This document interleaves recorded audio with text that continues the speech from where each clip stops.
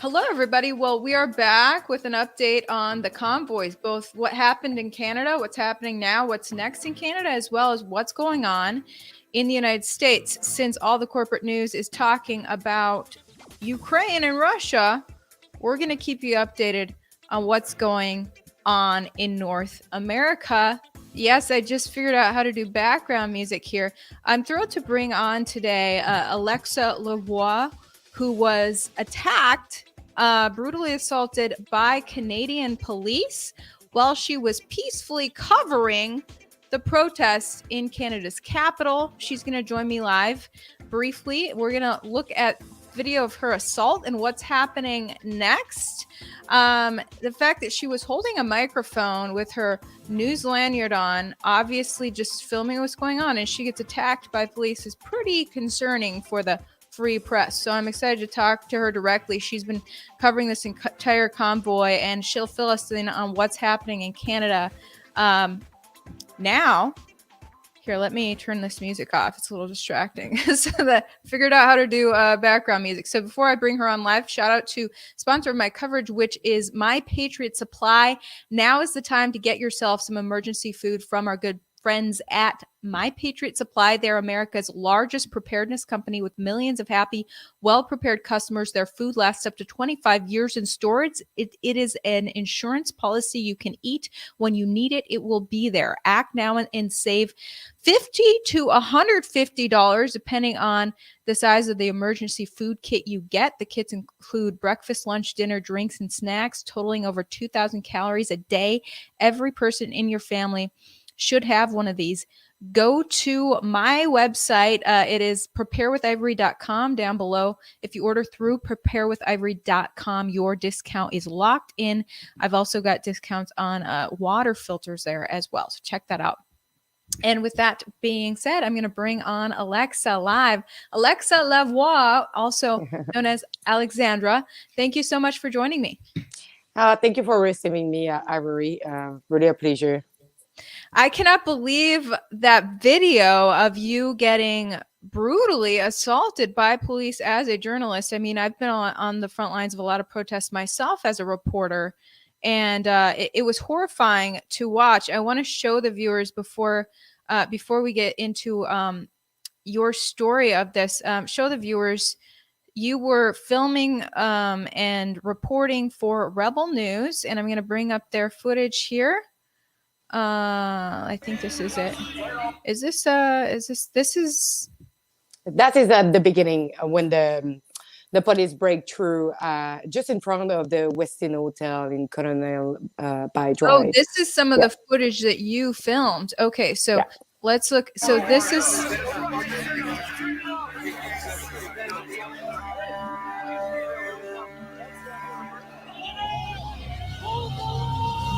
So right now, the professor, the trucker, and the veteran are holding the line against the Toronto police officer.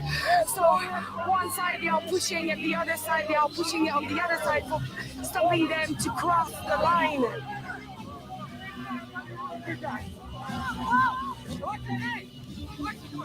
That's the first time I actually fell in the ground. Oh, wow. But the interaction with the police is a little bit further in the video. What's that? It's the second day.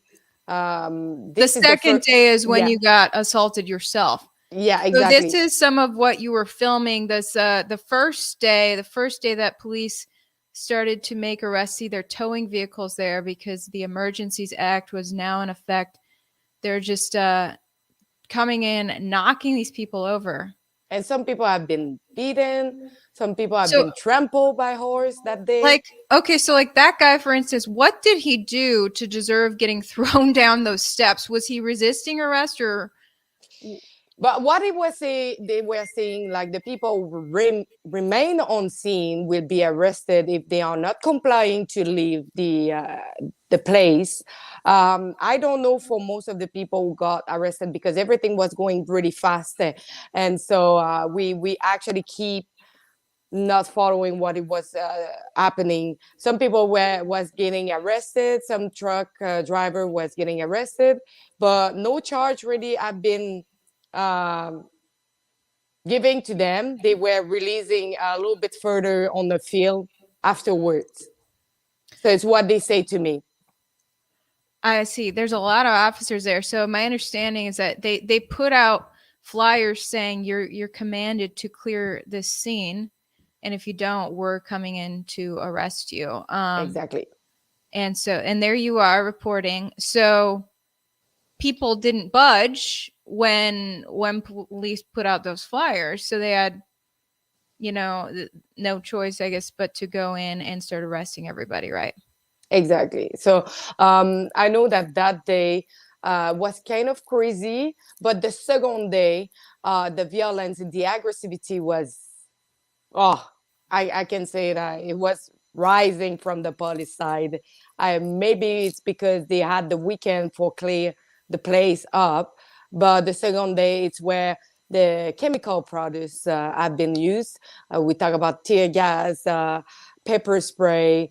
They used their club as well for beating people. They were smashing window.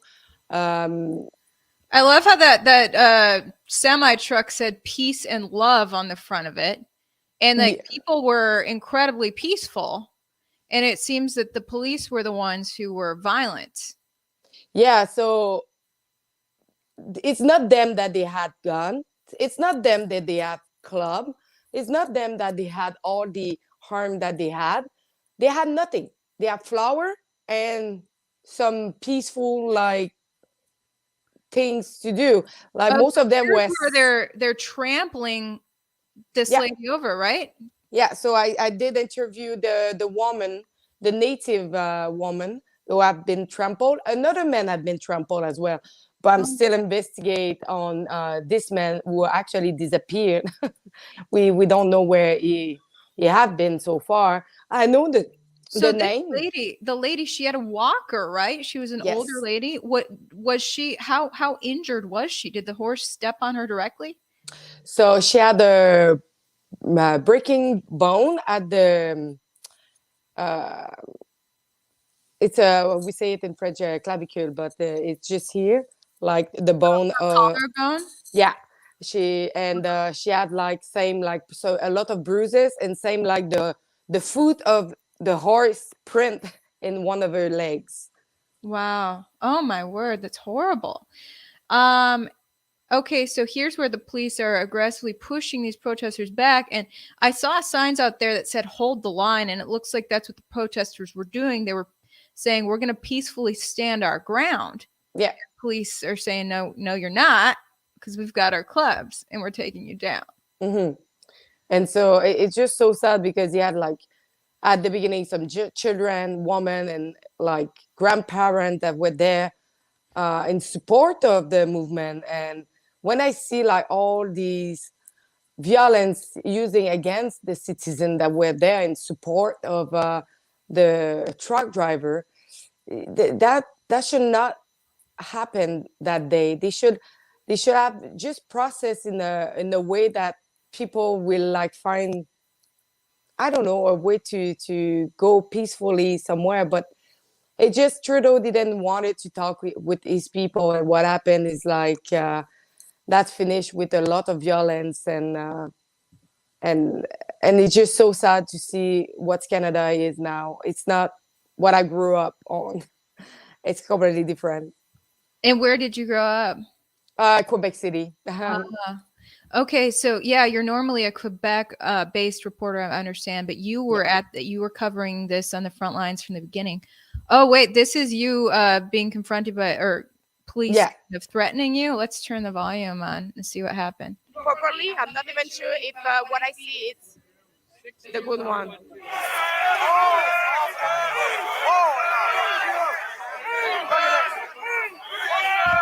What happened is I was standing in front of them. They started to use the tear gas gun, and a police officer, what I heard so far by someone who saw the action, the police came straight to me and he targeted me, and he took his gun of tear gas and he actually shot me directly in my legs. here it's a peaceful protest, and the only violence that I saw so far is not coming from this side, it's coming from the other side. So there you had that black microphone in your hand. I'm going to show the part where he assaulted you. I guess he hit you 3 times with a club and then shot you directly in the leg with the tear gas canister. My microphone have an outlet at the beginning, but they pushed me on the ground and my outlet break and my windshield pops out. So it's why I have a black microphone. But at the beginning of the day, it was not black. Oh, wow. That's crazy. Okay, so it starts with the general police using force against the protesters, and then it gets to you, and you can hear you screaming. You're not going to deny me the right to look at a man. Watch out, watch out, watch out, watch out. What are you doing? What are you doing? What are you doing? What are you doing? Hold him. Stop. Stop. Stop. Keep him. Keep him.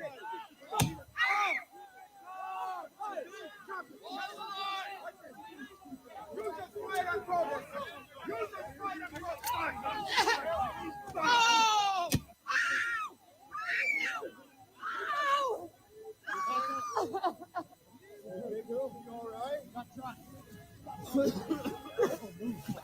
Bring her out. Bring her out. Come on.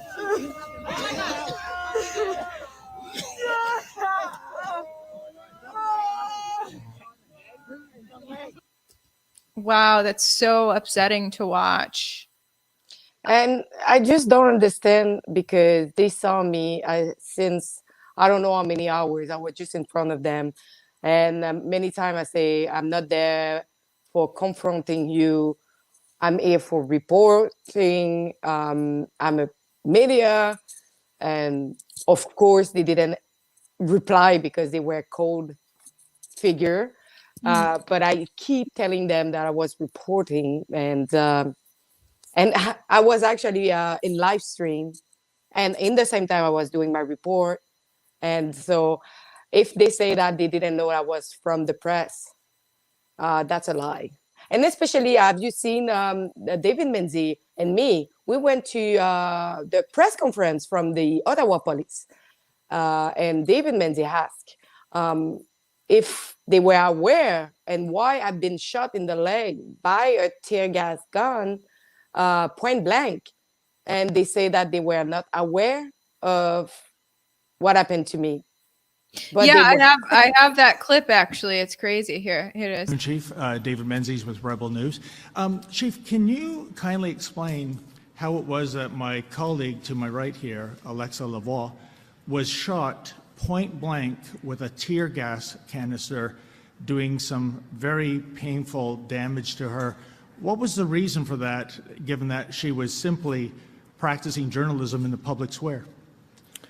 So I'm unfamiliar with the incident you're speaking of. What I can tell you is that there is complaint mechanisms, there is review mechanisms that will be engaged following this for any use of force incident that occurred. I'll also say that it's been my observations and experience through the amazing extensive journalism coverage that's occurred through this, that the vast majority of our members have been extremely professional. They have executed an extremely methodical plan that has been focused on the safety of the residents, the safety of our officers, and the safety of the people engaged in the protest. Ooh, I don't know. A lot of the footage says otherwise. But they were aware of everything that was going on in the ground, but they didn't be aware or they didn't know about the gun that had been shot someone during the whole intervention. They didn't know. That's and the it's point. really interesting. So several days later, Fox News interviewed you, and Fox News reached out to the Ottawa police for comment on why they shot you. And all the police did was refer Fox to that clip I just sent, where the police didn't know about it.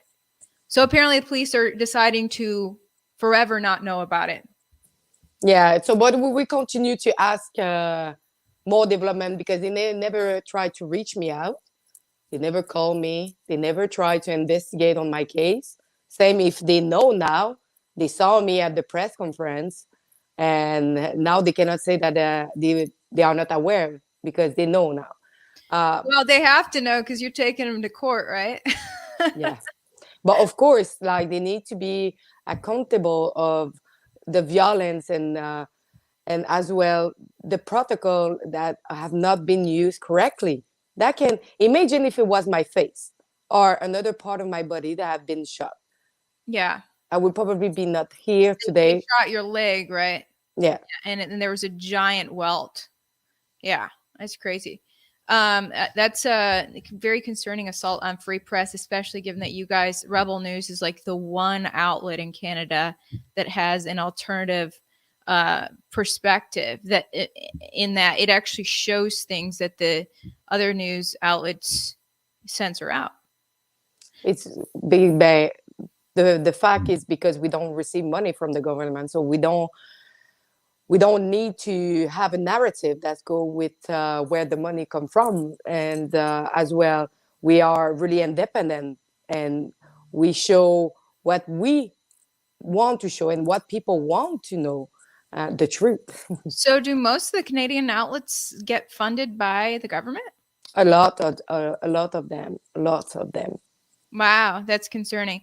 And I just wonder how many American outlets are funded by the government. They keep it pretty hush hush here on whether they get government funding, but a lot of the commercial breaks do have government ads, so that kind of says Yeah, that.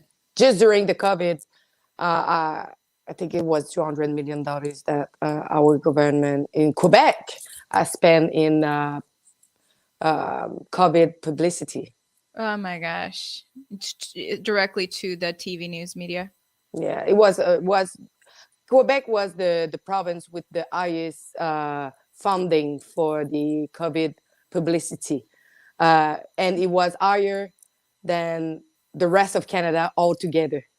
Wow. Oh my gosh. Yeah. You see that publicity everywhere, no matter.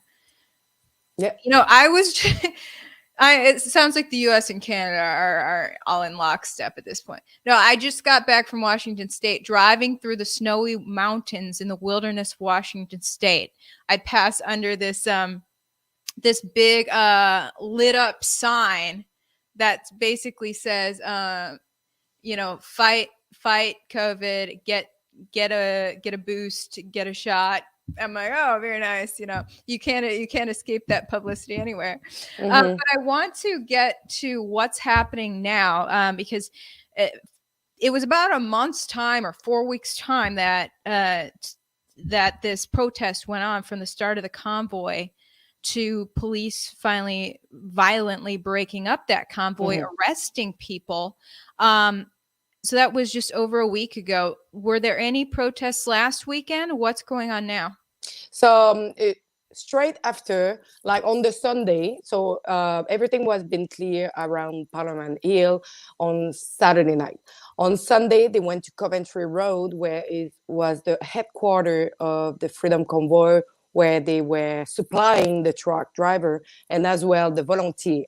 So it was a massive, giant tent when a lot of donation was giving to the truck driver. And so on the Monday, everywhere around Parliament Hill was red zone. So that means big fence have been built up all around Wellington Street, and more than 100, like around 100 checkpoint of police was stopping every car and asking them their citizenship of Ottawa or the proof of working in the city, or they were not allowed to pass. As me, I was walking in the street with my press card, and the police didn't recognize my independent press gallery card, and they said that it's a piece of paper that I had made up, and if I'm not going back in my hotel, I would be arrested. So, wow. So that's exactly a week ago Monday. So they're not letting. Yeah, I think I saw you talking about how under the Emergencies Act, nobody from outside of Ontario was allowed in Ontario. So nobody that were not living in Ottawa. were not allowed in the perimeter of the red zone. Oh, I see. So when I left Saturday. The checkpoint was still there. The fence was still there. I went to see the impound place where the truck driver were allowed to take back their truck because they needed to wait almost 7 days to have their truck and car back. So I went there to try to talk to them and see what is going on with all of them. And so the damage on the car, some of the car was like 4 windows smashed. Why 4 window? Why just one? Or why one? Why would you smash anything? Yeah. So Wow. and some of the truck, their wire was cut, window smashed, some of thing was stolen, furniture, equipment was stolen. 2 guys say that 2 was we briefly lost you back. So yeah, 2 generator was stolen from them. So when they say to the police, what happened with my stuff? They say, your car was in the street with window smash. It can be anybody. You can fill a form, but we cannot do anything else. Wow. So police in Ottawa may or may not have vandalized the cars of protesters. So I was there during the red zone. I saw them smashing the car. You saw the police smashing car windows? I saw them smashing the window. I was in the street. I saw them by my eyes. So every car that was remaining on Sunday and Monday day, they were investigating on the car and they were smashing the car that they were suspecting from the convoy to check if nobody was inside or anything. Wow. So they taught these protesters a tough lesson about peacefully protesting. Basically, peaceful protests are not allowed in Canada, or you will be violently shut down and your property will be ruined. And I guess that it sounds like that worked to shut protesters down. They didn't come back this past weekend, did they? They didn't come because, as you know, they say that they would chase them down. And so they went to a really private, secret area where they were gathering and just recover from the last weekend where some of them have been beaten. And so some of them have been traumatized from it. Yeah. So they went there to relax. They have toilets and stuff. But the mainstream media, but legacy media came and the police came to see them. And so some of them now are kind of scared to be chased down and see their bank account froze or other things happen to them because we don't know yet what they can do. So I know that a lot of people are afraid and they are trying to hide a little bit everywhere. Do you have any idea how many bank accounts were frozen? What I heard so far is it more than 200? I don't know the number yet, but I met some people who saw their bank account froze. Yeah. Wow, that's so horrifying. And I was reading that the organizer believed to have created the GoFundMe page may still be in jail to this day. Is that right? So Tamara Lynch, she's still in jail. Lynch. Yeah. So she's still in jail. She will have another, it's not a trial. She will go in court for her bail. Her bail had been denied, but she would try again to bail out. And Chris is back home. So now I know that Pat King, I don't know much about Pat King. I didn't see him at all when I was there. But I know that he's still in jail, what I heard so far, but Tamara is still in jail. It's just horrifying to me that they're holding this person in jail as if she's a terrorist because she created a GoFundMe account. Like, what's the world coming to? Now, I understand that once the Emergencies Act was fully passed, Trudeau actually rescinded it after 2 days. So the Emergencies Act is currently not in effect, right? It's not even today. It's less than 48 hours. So he took it back down once everything was cleared out. It was already cleared out when he invoked it. Like when on Monday they voted and they say that he needed it. It was already cleared out. Oh, he was probably afraid that people were going to come right on back out, huh? Yeah, because they said the legacy media was like flying some drones showing that they were staying at certain area. So they use that as a pretext to say, oh, they are waiting to come back. We need this Emergencies Act to be sure that they are not coming back. And less than 48 hours after, they say, well, you have no reason to have it still. So I'm just like, what changed in less than 48 hours? The people were remaining at certain area and gathering together. Nothing changed. It's really interesting. The public safety minister said he had viable evidence of threats of rape from the protesters.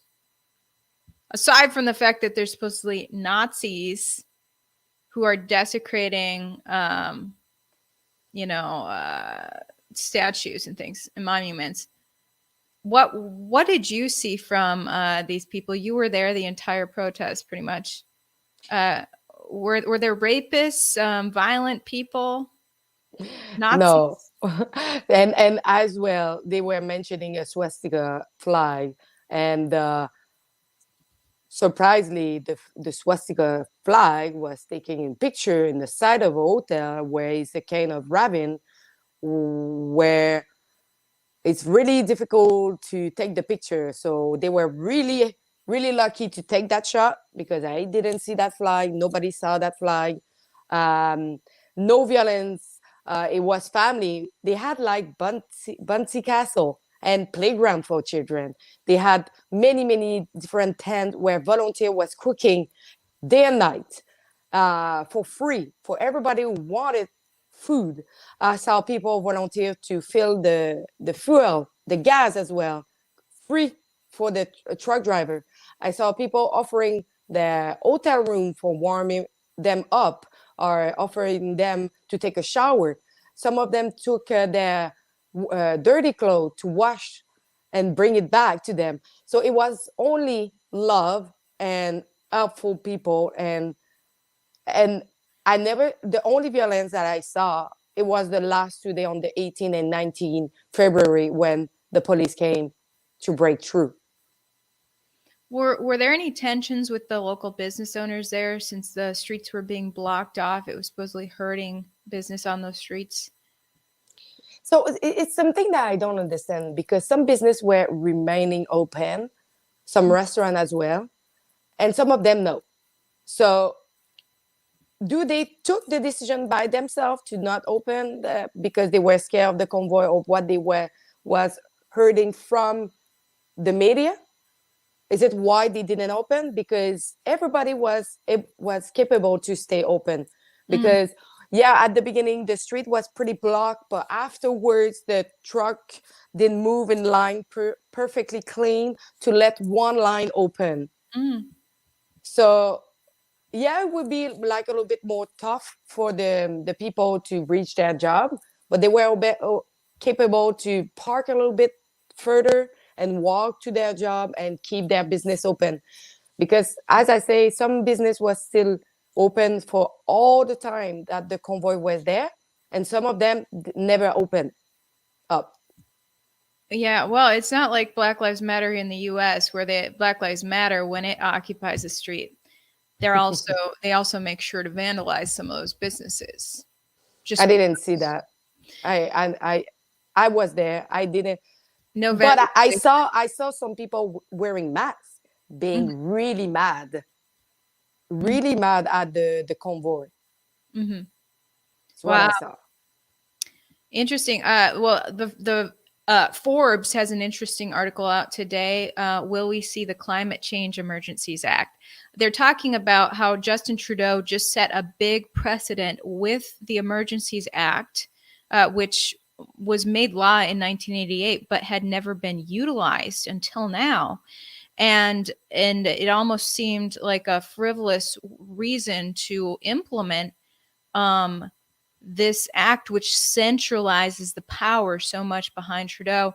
And now they're speculating on whether he's going to also use it with climate change as the excuse. Have you heard this sort of conversation? I know that the climate change is a subject that they are talking a lot about it. It's that same, like, I don't know if you remember, but it's been how many years that we talk about climate change? How many years? I was studying in biology almost 13 years ago, and we were talking about climate change. And now suddenly it's like, oh my God, we will not pass through it. Okay, wait a minute. What happened with like all the year before that you didn't do anything for it? And now you want to take the Emergencies Act against it for doing a different. You should have done something way before if it's something that preoccupies yourself.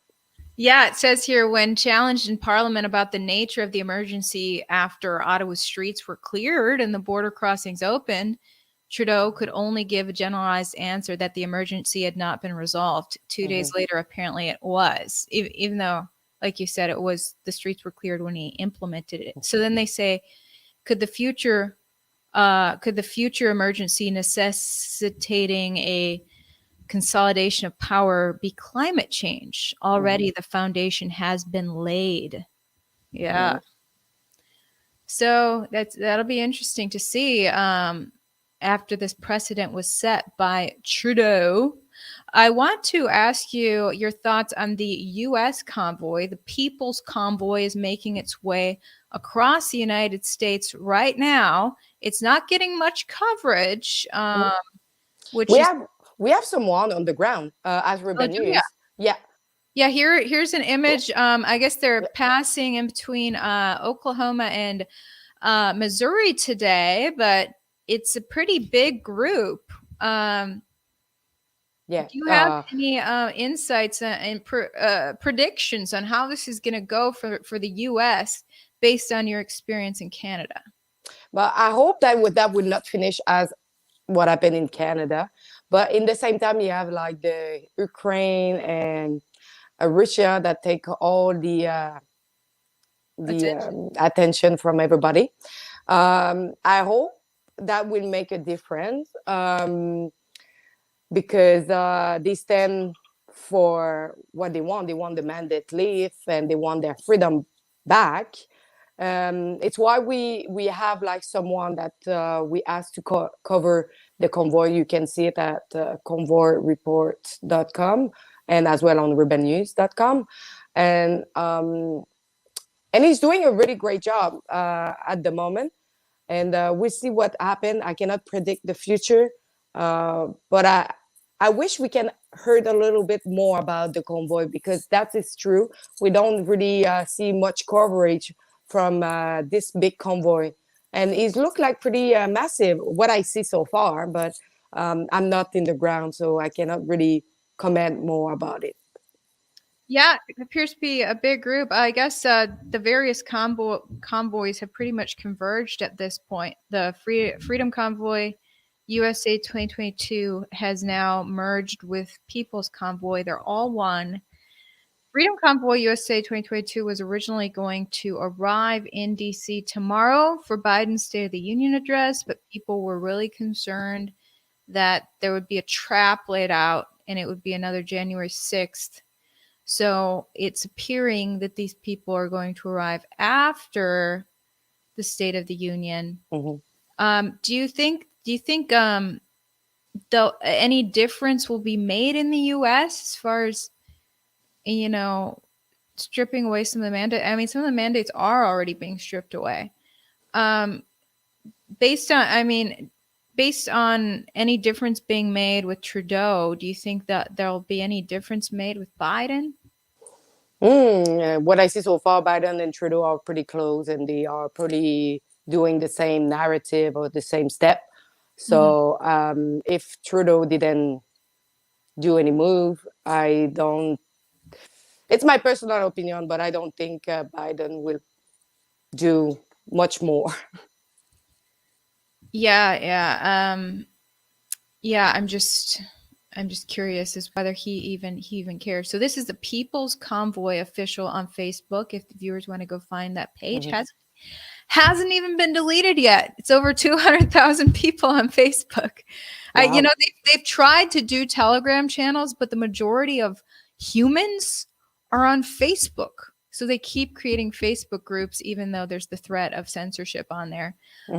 But anyways, Alexa, I'm so glad you could come on and chat with me today.